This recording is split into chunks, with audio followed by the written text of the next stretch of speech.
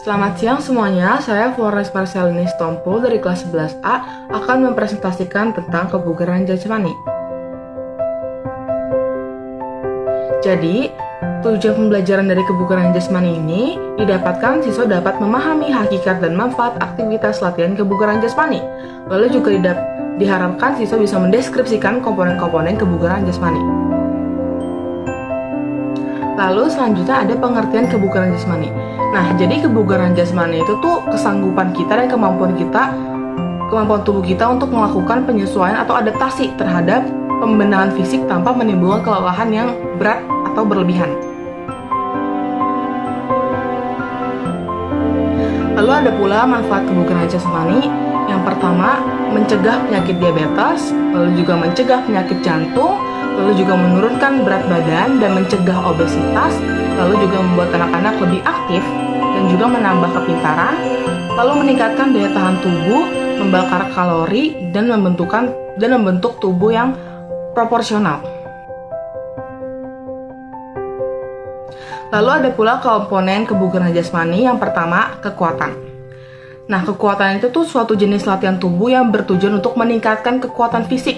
Latihan kekuatan tuh bermanfaat untuk membangun otot, membakar lemak, meningkatkan kesehatan, dan lain sebagainya. Nah, lalu kedua ada kecepatan.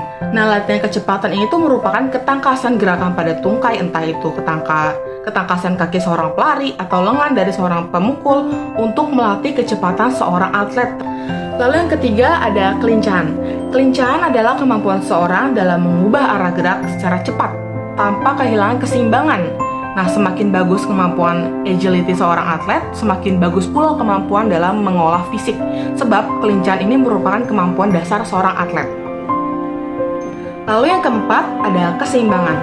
Nah, keseimbangan ini salah satu dari 4 jenis latihan bersama dengan latihan kekuatan, daya tahan dan fleksibilitas.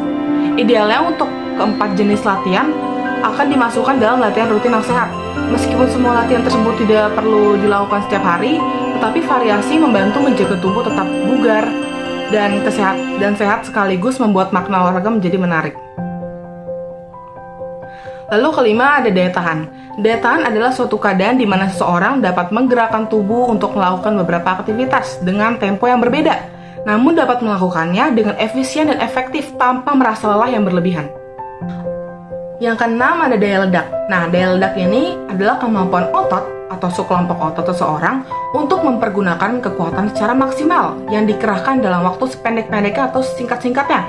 Nah, daya ledak ini juga disebut sebagai kekuatan eksplosif. Lalu, ada pentingnya cek nadi sebelum berolahraga. Nah, saat olahraga, kita tuh harus disarankan untuk mengukur detak jantung. Tujuannya tuh supaya kita tahu olahraga tersebut tuh memenuhi tujuan atau tidak, terutama untuk meningkatkan kesehatan jantung dan menurunkan berat badan. Jadi kita tuh perlu cek denyut nadi kita juga ya, karena kalau misalnya denyut nadinya terlalu di bawah atau terlalu di atas, itu kayak kita misalnya ngelakuin olahraga yang terlalu berat, itu tuh bisa beresiko juga, gitu.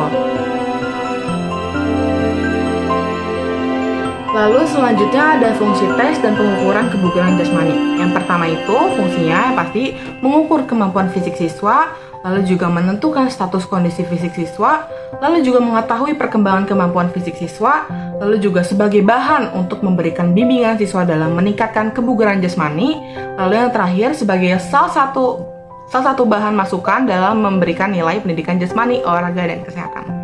Lalu juga bentuk-bentuk tes dan pengukuran kebugaran jasmani. Nah, tes kebugaran jasmani di Indonesia itu terdiri dari 6 butir, yang seperti yang sudah saya jelaskan tadi, yaitu komponen latihan seperti kecepatan, kelincahan, koordinasi, kekuatan daya tahan, dan daya ledak. Nah, lalu ada juga beberapa gambar contoh dari tes dan pengukuran kebugaran jasmani yang akan saya tampilkan di sini.